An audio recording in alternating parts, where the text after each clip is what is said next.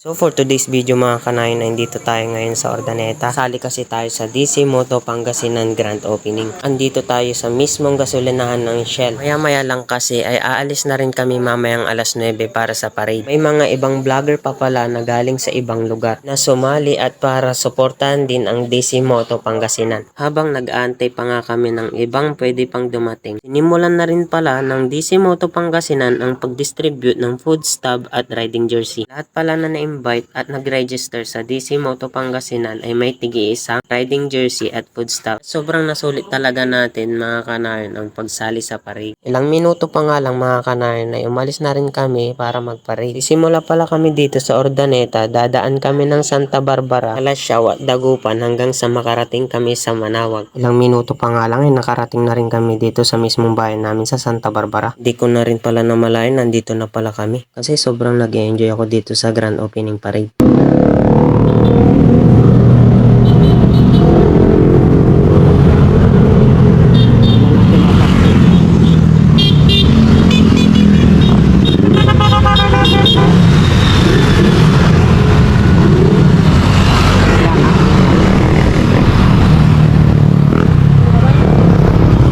Nasinto lang pala, Sarah. Hanggang sa nasinto. Manawag.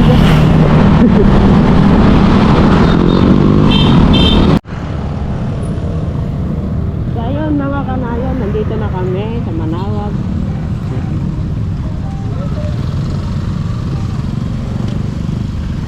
Saan ba?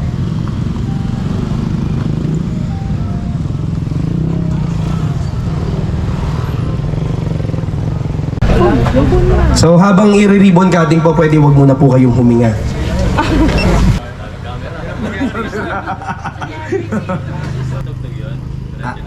DJ, tugtog. Yan. Palakpakan naman po tayo muli. Palakpakan po.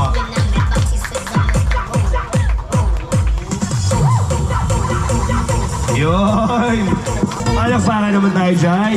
Muli, congratulations po DC Monorack sa branch po dito sa May Pangasinan, DC Moto Pangasinan. Yan, congratulations po. Karating na nga rin ng idol nating si Boss Rit, ang Grand Ambassador ng DC Moto Pangasinan. So yan, Boss Rit. Idol Rit. Dami. Ay! Halika dito! So sa interview mo na yung bata ko, 24 lang to, baka mamaya minor sa tayo ha. Age doesn't matter. Lapit mo dito, Bes. Oh, ito 42 pero pala. Laban-laban na, ganun. Nagtatrabaho ka ba? Huwag ka na daw magtrabaho. Pag-aralan mo na lang siyang mahalin. Ayos? Ayos? Sabi sa'yo, maligo eh. Tol, anong pakiramdam na nakatikim ka ng malamig kasi taga Baguio? Magsalita ka, okay lang, waterproof yan. So naiiyak po si Mark Joseph. Muli, palakpakan naman po natin si Boss Mark Joseph. Maraming salamat po. Mark At si Joseph. Ma'am HT, ma'am, panalo ka po ng isang masibagabong palakpakan. Sige, kota-kota mga tropa mo sa'yo. Kasi ikaw yung naka-Aerox na yun eh. Okay? Alam mo, mahal ka namin.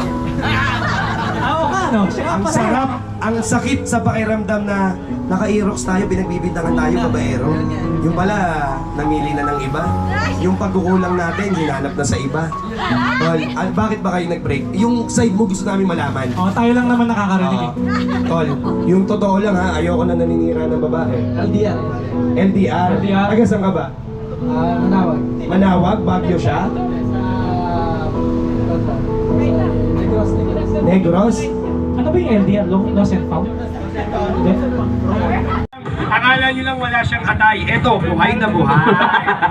Ay, ikaw 125 yung pangatlo. 2,800. Uulitin ko para sa contestant number 4. Ang lakas, grabe. Kuya, maraming salamat po. Ikaw po ang nanalo. Ano pong masasabi mo kay Boss Reed? Sa kanya po galing ang para premyo. Boss Red, maraming salamat na event ticket.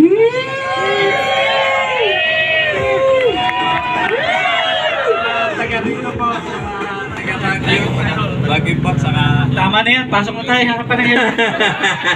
Hanap ka ng helmet. Boss Jet. Yes, sir. Boss Rick, sorry patawag po ng medic sa munisipyo. Grabe. Thank you po. Sa lahat. Nagdikit na nga rin tayo ng sticker dito sa loob para kung sakali makilala tayo dito sa Manawag. Maraming salamat uli sa DC Moto Pangasinan. Bayad po kayo. Pwede po. Huwag po kayo kahiya.